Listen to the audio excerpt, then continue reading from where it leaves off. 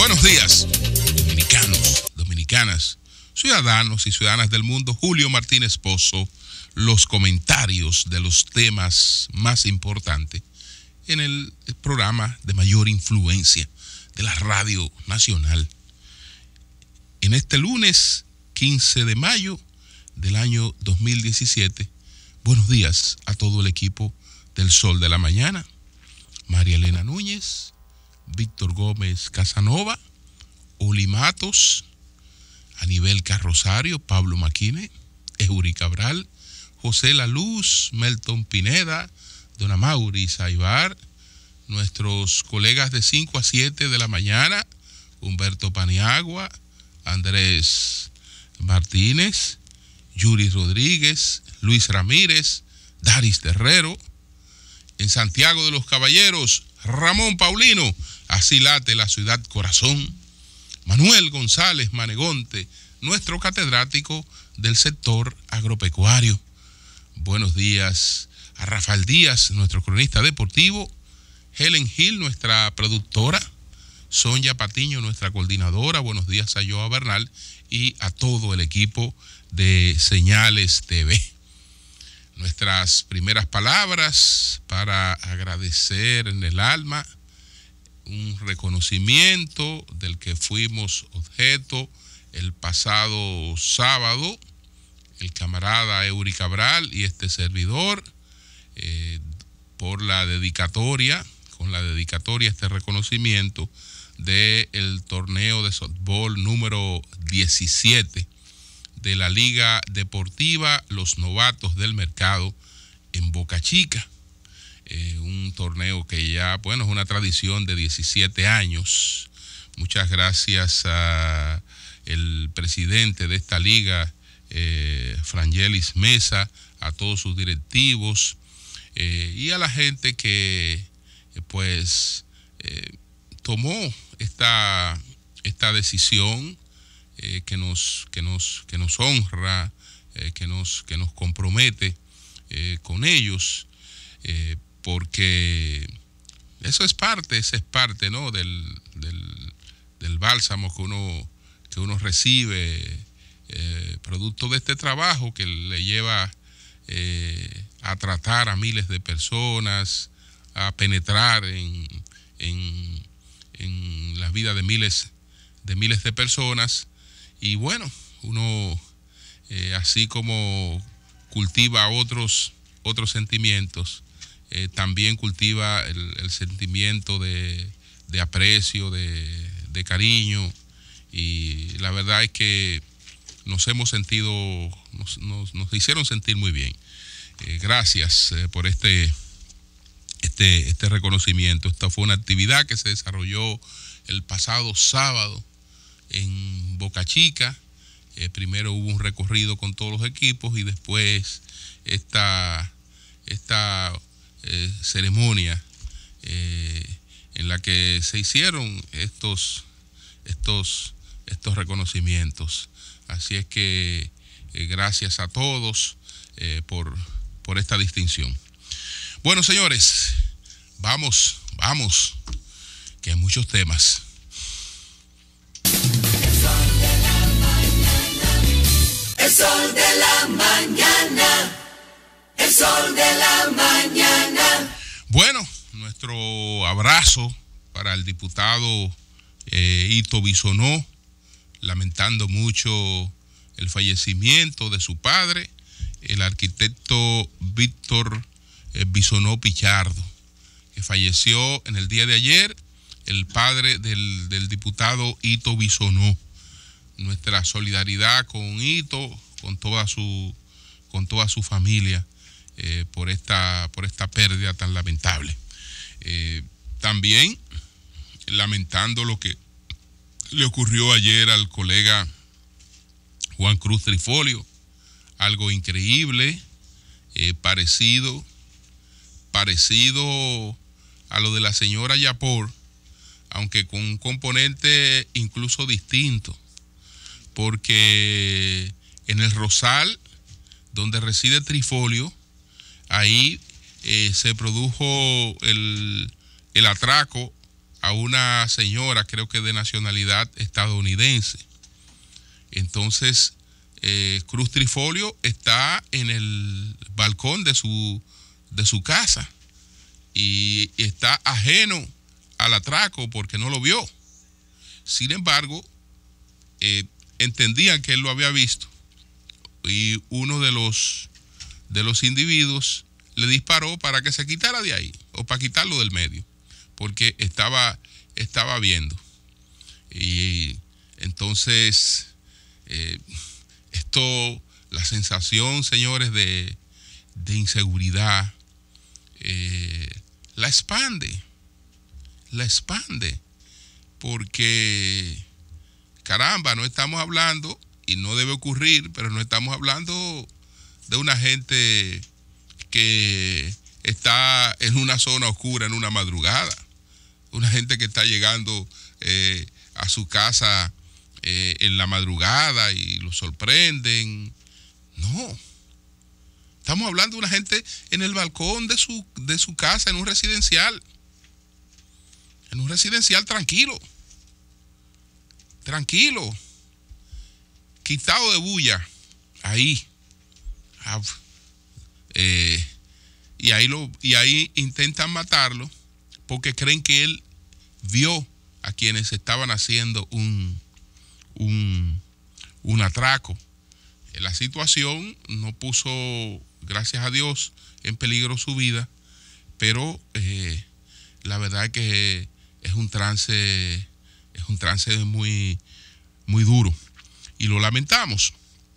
Como también uno no se explica cómo en una federación deportiva donde han de primar otros valores, un presidente de esa federación, el presidente de esa federación, le llama la atención a un entrenador y el entrenador busca una pistola y le entra a tiros a quien le está llamando la atención. Eso ocurrió en la Federación Dominicana de Karate.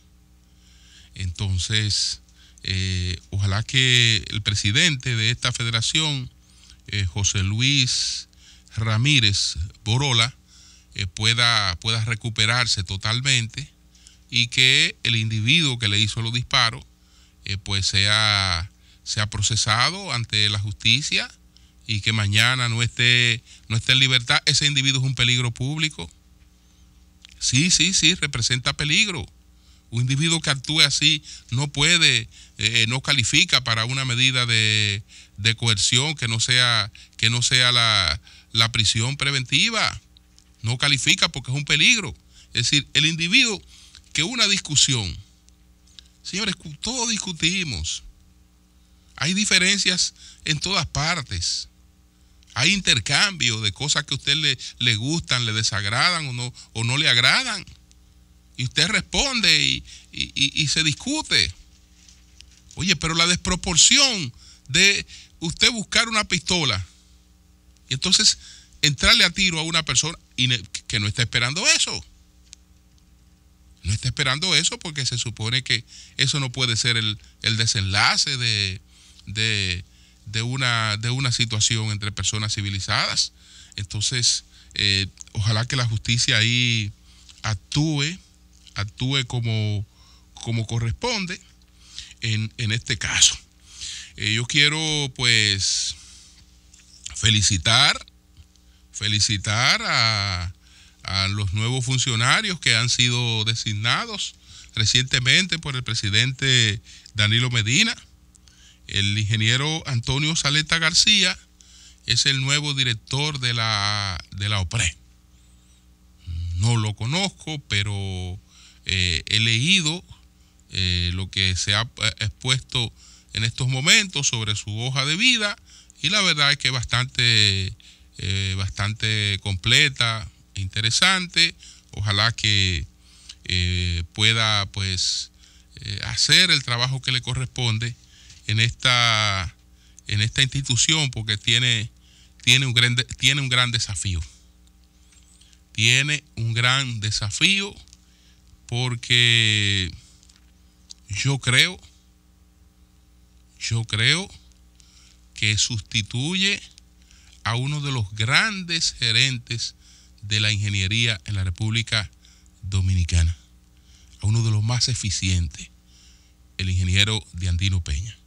Pero nadie es insustituible, los cargos públicos son transitorios y siempre puede venir alguien que haga un papel que resulte pues sorprendente para la sociedad, que cumpla con el rol que ha de llevar a cabo. Es decir, siempre incluso las cosas se pueden hacer hasta mejor. De manera que éxito al ingeniero Antonio Saleta García, que es el nuevo director de OPRE. Entonces, la Comisión de Competitividad ha sido designado Rafael Paz Familia, que sustituye al licenciado Andrés Van der Horst Álvarez, que a su vez fue designado viceministro de Economía, Planificación y Desarrollo. Rafael Paz se desempeñaba o se desempeña aún como director ejecutivo del CONEP. Me imagino que hoy, cuando se juramenta ya en estas funciones públicas, renuncia a su condición de director ejecutivo del CONEP y se dedica a esta entidad donde él, sin lugar a dudas, estoy seguro que hará lo que ha hecho en todas partes donde ha estado.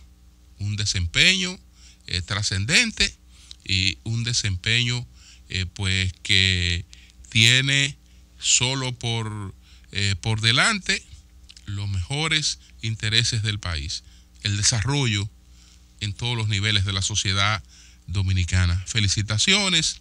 Hubo otras designaciones de consulados, de consejos, etcétera, etcétera, que un poquito más adelante veo el decreto completo, que ahí está Fiquito Vázquez, que se fue como cónsul a Toronto, que ahí está Tomás Hernández Alberto, que es miembro del Consejo del Banco Agrícola, y ahí están unos consulados y otras cosas más en este paquete de designaciones que hizo el presidente Danilo Medina el pasado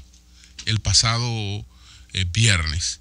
Y bueno, a propósito del presidente Medina, solo comentar antes de adentrarme en el tema de la destitución del ingeniero Diandino Peña, que ya a partir de hoy, a las 5 de la tarde, en el Palacio, tenemos la primera reunión del Consejo Nacional de la Magistratura, que en el día de hoy ellos van a ponerse de acuerdo en la metodología de trabajo, en la agenda que habrán de seguir para cumplir con lo que tienen que hacer, que corresponde a la sustitución de varios miembros de la Suprema Corte de Justicia y a la elección del Tribunal Superior Electoral.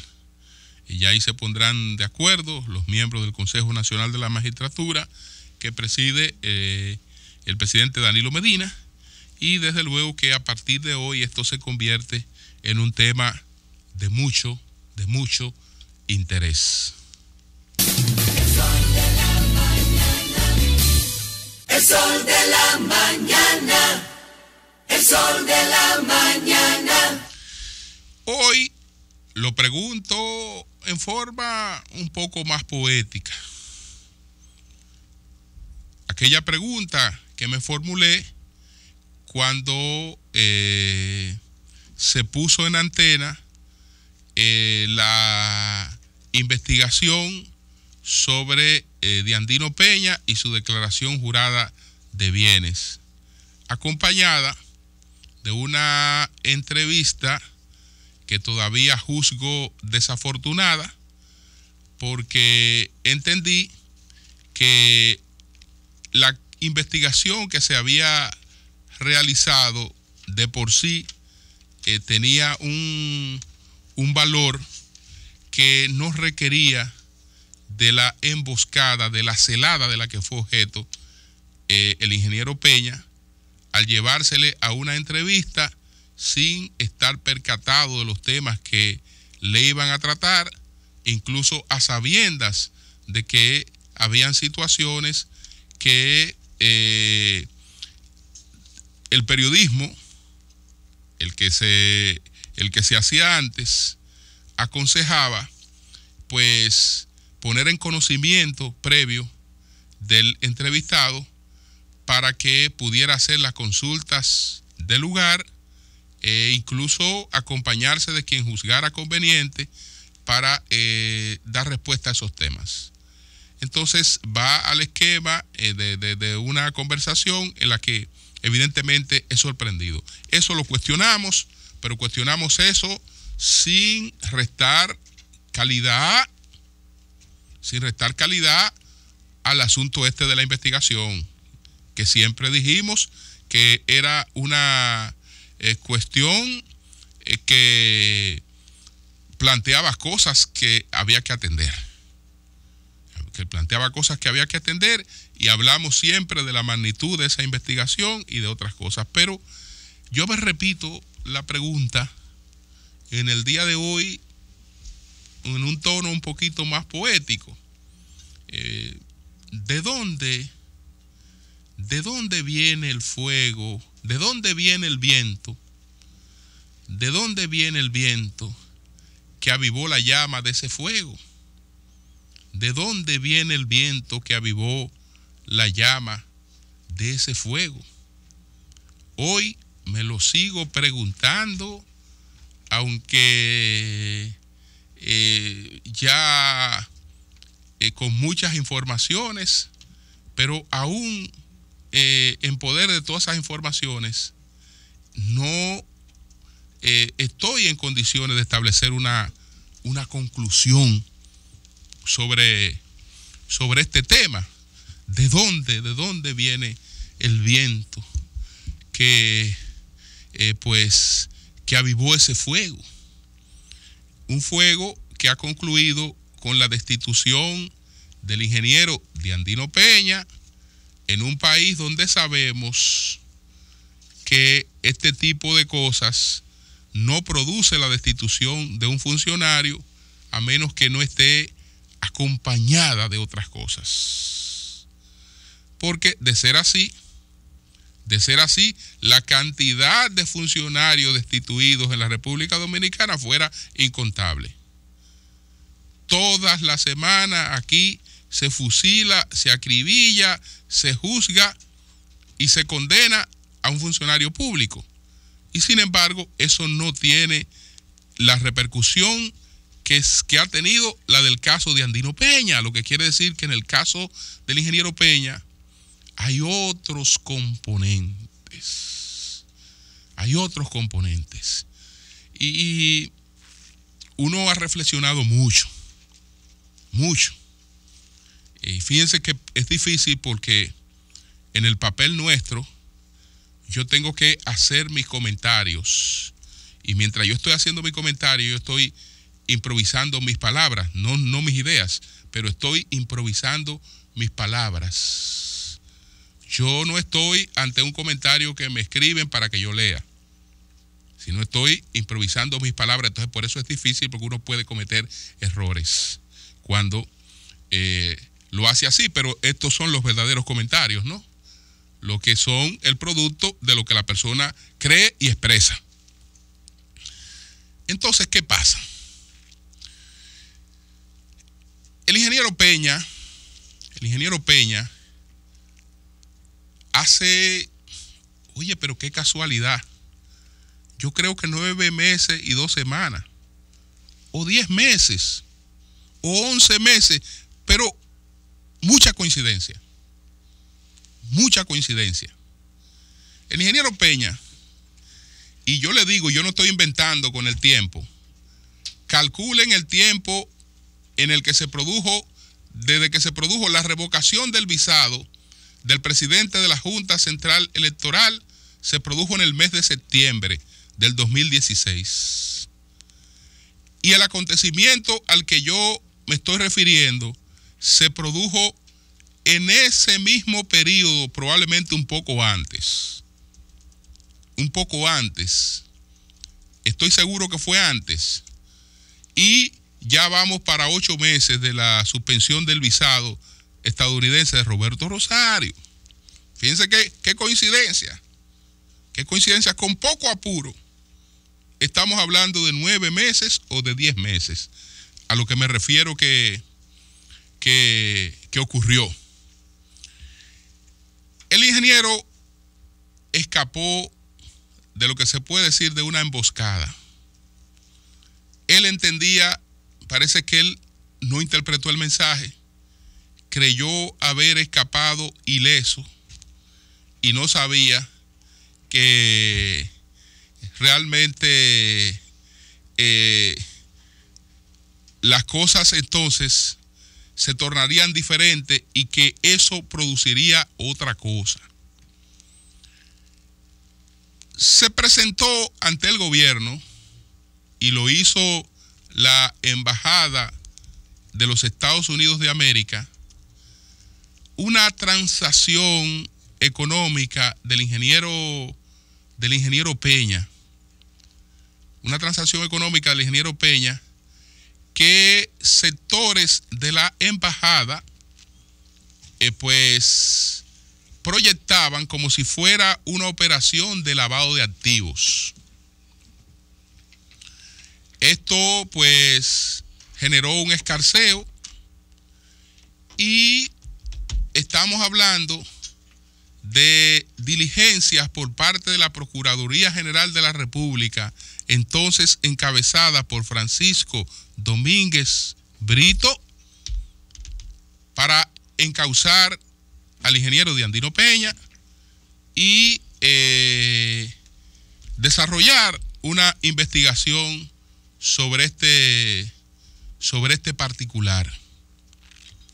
Cuando el ingeniero Peña fue consultado, que por suerte fue consultado, el ingeniero Peña pidió al gobierno que a su vez pidiera un informe de la Superintendencia de Bancos, donde él entendía que ese informe de la Superintendencia de Bancos demostraba con transparencia la naturaleza de esa operación.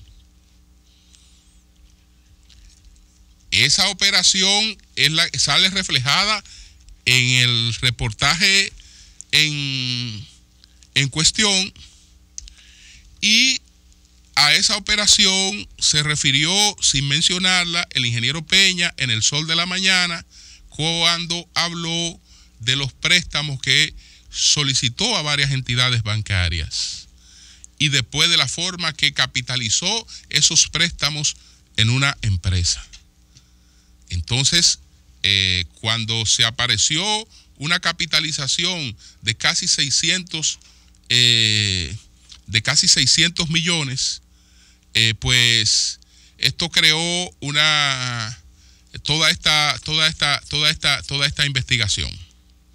Pero el caso es que la apertura de la investigación por el Ministerio Público, y sobre todo en la práctica que había entonces, que primero los temas eran mediáticos y después eran investigables, evidentemente que esto produciría la destitución inmediata del ingeniero Andino Peña. No se produce la destitución del ingeniero Andino Peña porque hay que aguardar por lo que ha pedido, que es el informe de la Superintendencia de Bancos sobre esa operación. Yo ignoro hasta este momento el informe de la Superintendencia sobre esa operación, pero me imagino que no se lleva a cabo la investigación porque el informe de la Superintendencia de Bancos ciertamente corrobora lo que había planteado el ingeniero Peña. Entonces, ¿qué ocurre? Como la cuestión articulada de este modo no produce los resultados esperados, entonces a partir de ese momento empieza a correr la preparación de ese mismo expediente, pero ya con otros componentes. ¿Por qué el expediente de poco más de 9 meses no pare los resultados del expediente reciente? Bueno, aquel expediente no tuvo una connotación mediática. Se manejó en resortes del poder, pero no tuvo una connotación mediática. Entonces, a partir de ahí, usted busca la fecha de aquel conflicto y lo que se ha dicho después, y hay una cierta hilación, hay una cierta coincidencia.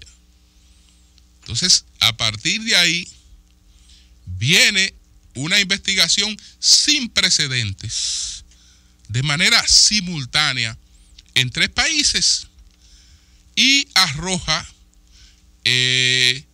una trayectoria más completa de lo que ya se le había presentado al gobierno con la finalidad de que él fuera destituido. Y entonces viene esta situación. De manera que lo que está ocurriendo ahora no está desconectado de lo que ocurrió hace poco más de 9 meses. No está desconectado de lo que ocurrió hace poco más de 9 meses. Es decir, fue la continuidad, pero ya con otros elementos de la misma situación. En principio, la pregunta que ustedes recuerdan que la hice de otro modo, pero bueno, hay que ir cambiando las cosas. A la pregunta que me hacía aquel día, que ahora es ¿de dónde viene el viento que avivó ese fuego? ¿De dónde viene el viento que avivó ese fuego? En principio, pues cuando se dan todas estas situaciones, hay mucha confusión. Yo hablaba de 2 hipótesis en principio y decía que en el entorno del ingeniero Diandino Peña, pues en principio había prácticamente un convencimiento de que esto provenía de sectores del gobierno. Sin embargo, habían también otras situaciones en el orden privado, nada descartable y con mucha consistencia. Con mucha consistencia. Entonces, ¿qué ocurre? La destitución del ingeniero Diandino Peña se produce el viernes, se da a conocer el viernes. El ingeniero Diandino Peña había estado en el Sol de la Mañana el jueves, pero en honor a la verdad, ya el miércoles en la tarde, tanto Eury Cabral como yo conocíamos de que al ingeniero Diandino Peña se le había pedido que renunciara. Le había pedido que renunciara. Cuando él se refirió al guión en el Sol de la Mañana y dijo que no se estaba refiriendo a la periodista,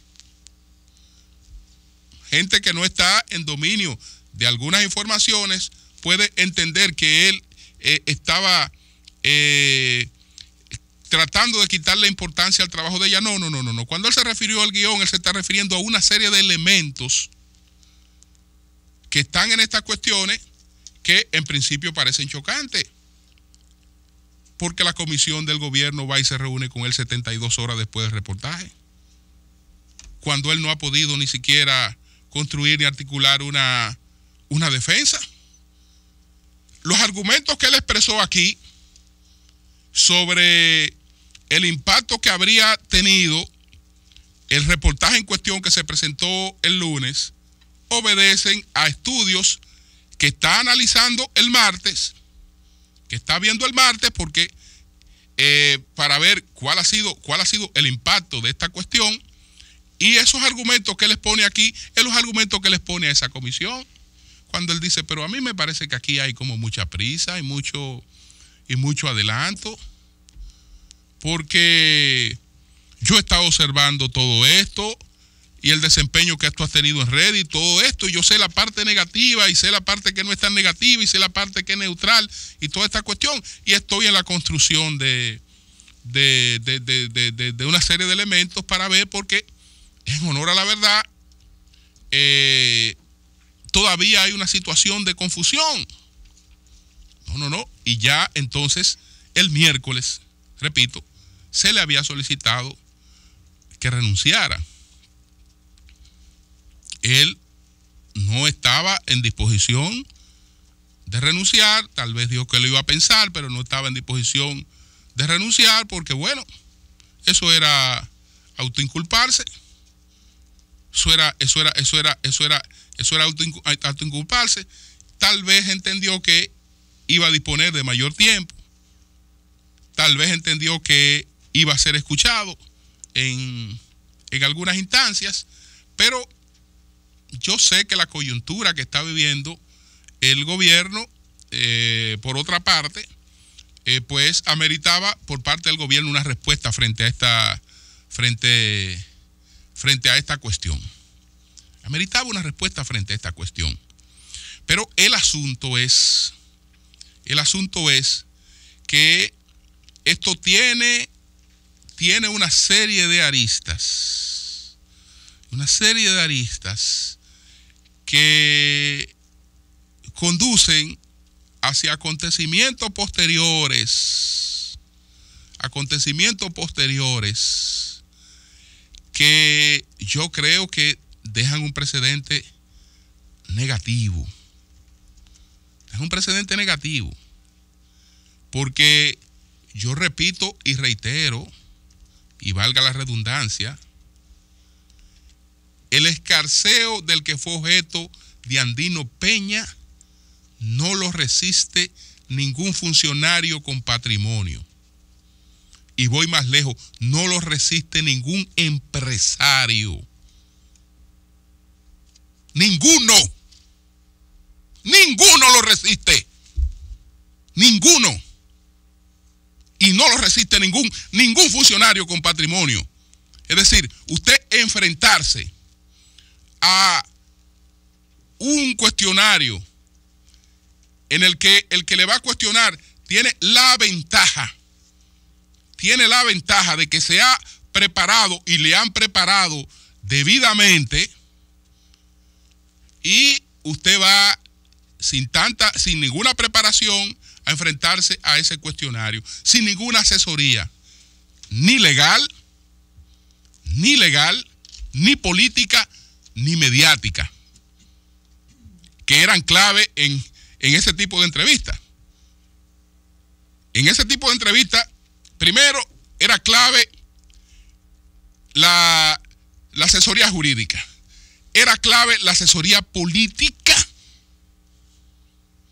y era clave la asesoría mediática. Usted va sin ninguna suerte de preparación a hacer eso, que lo haga cualquiera. Que lo haga cualquiera. Yo decía, por ejemplo, y me quedaba corto, a propósito de esto de offshore, de cuestiones que son habituales. Yo decía que bueno, en casa de campo no hay villas. Eso que vemos en casa de campo, que está lleno de villas, eso no existe. Ahí no hay villas. Todas esas casas son una empresa, pero algo peor, la mayoría no son una empresa, son una offshore. Ustedes saben que cuando se vende una villa, no se vende una villa. No, cuando se vende una villa, lo que se vende es la empresa. Lo que se vende es la empresa a la que esa villa pertenece. Y entonces, por consecuencia, el que compra la empresa está comprando la villa. Pero está comprando sin que el gobierno dominicano ni siquiera se entere de eso. Porque bueno, usted es una empresa, yo estoy comprando una empresa internacional que opera en la República Dominicana. Yo no estoy comprando una villa. Y hago mi traspaso de lugar, pero yo no tengo problemas impositivos con el gobierno dominicano, con el Estado dominicano. Que me llame a mí un rico que no lo haya hecho eso ahí. Que me llame, que no lo haya hecho. La mayoría. La mayoría, porque eso opera así. Incluso muchos compraron así y han seguido su tradición así. Entonces, hay muchos bemoles en esto. Muchos bemoles en esto. Pero bueno, se produjo la destitución. Esa es una facultad del presidente Danilo Medina. Yo solo lamentaría la coyuntura. Solo lamentaría la coyuntura. Es decir, si esta decisión se iba a adoptar, yo creo que esta decisión pudo haber sido antes o pudo haber sido después. Y me preocupa mucho las cosas que se pueden desprender de esto.